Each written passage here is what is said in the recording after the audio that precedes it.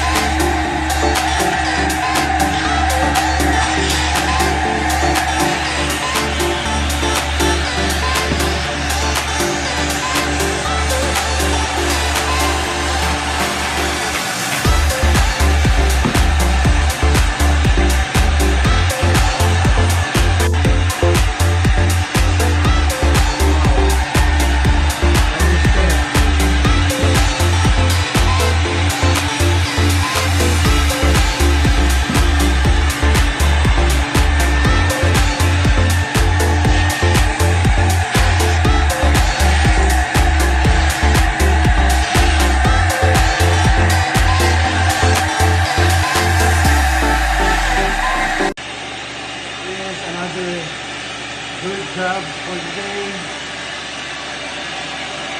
You can tell it's so clean.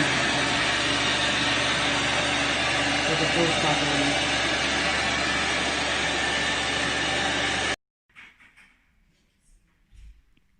Rose pattern. So satisfying. It's so clean. So thanks guys for watching. Again, it's Tristan Guerrero of Bestclean Canada. See ya.